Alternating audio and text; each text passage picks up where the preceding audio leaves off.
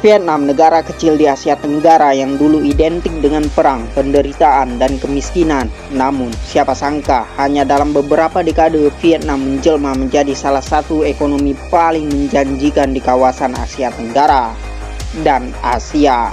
Dari bekas negara konflik kini dijuluki macan ekonomi baru Asia. Bagaimana perjalanan panjang dan penuh tantangan ini bisa terjadi? Mari kita telusuri bersama.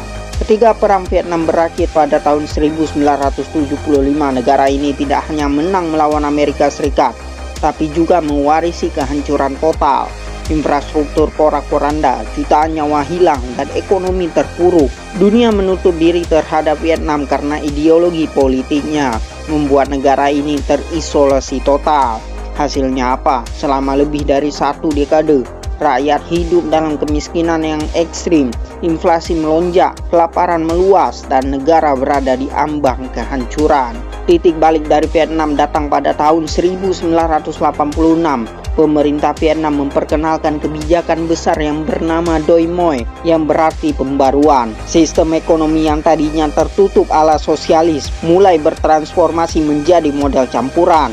Ada kontrol negara, tapi pasar bebas dan investasi asing juga dibuka selebar-lebarnya. Petani diberi hak untuk mengelola lahannya sendiri, perusahaan swasta mulai bermunculan, dan pintu perdagangan internasional dibuka lebar. Inilah awal kebangkitan Vietnam dari keterpurukan. Reformasi ekonomi ini menarik perhatian dunia. Perusahaan besar seperti Nike, Adidas, Samsung, hingga Intel memindahkan basis produksi mereka ke Vietnam. Alasan utamanya sederhana: tenaga kerja murah, lokasi strategis di Asia Tenggara, dan stabilitas politik. Dalam waktu singkat, Vietnam menjadi workshop of the world, atau bengkel dunia, menyaingi Tiongkok dalam produksi barang-barang ekspor. Dari tekstil hingga teknologi, produk made in Vietnam mulai menjadi pasar global. Ekonomi Vietnam kini tumbuh stabil di kisaran 6-7% per tahunnya, angka yang membuat dunia melirik. GDP per kapita yang dulu sangat rendah kini melonjak tinggi. Populasi muda menjadi kekuatan utama dari Vietnam. Lebih dari 50% rakyat Vietnam berusia di bawah 35 tahun. Artinya apa? Tenaga kerja produktif tersedia melimpah.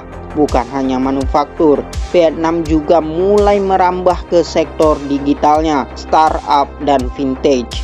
Negara ini bahkan diproyeksikan bisa menyalip Thailand dalam satu dekade mendatang. Namun, kebangkitan ini tidak tanpa masalah. Pertumbuhan cepat membawa tantangan besar. Infrastruktur sering kewalahan, polusi meningkat, kesenjangan kota dan desa melebar. Korupsi juga masih menjadi momok yang sulit diberantas. Vietnam menghadapi dilema bagaimana menjaga pertumbuhan ekonomi sambil memastikan kesejahteraan merata bagi seluruh rakyat. Meski begitu, masa depan Vietnam terlihat cerah dengan posisi strategis di jantung Asia Tenggara. Vietnam menjadi bagian penting dalam rantai pasokan global. Saat perusahaan dunia mencari alternatif selain Tiongkok, Vietnam menjadi pilihan utama. Para ekonom menyebut Vietnam sebagai calon macan Asia baru, berdiri sejajar dengan Korea Selatan, Taiwan, dan Singapura.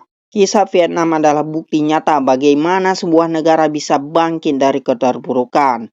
Dari negara miskin bekas perang, kini berubah menjadi ekonomi dinamis yang diperhitungkan dunia. Sejarah mengajarkan bahwa dengan kebijakan tepat, kerja keras, dan keberanian berubah, sebuah bangsa bisa menulis ulang masa depannya. Vietnam adalah bukti nyata bahwa masa depan Asia ada di tangan negara-negara yang berani bermimpi besar. Gimana pendapat kalian? Mari berpikir kritis.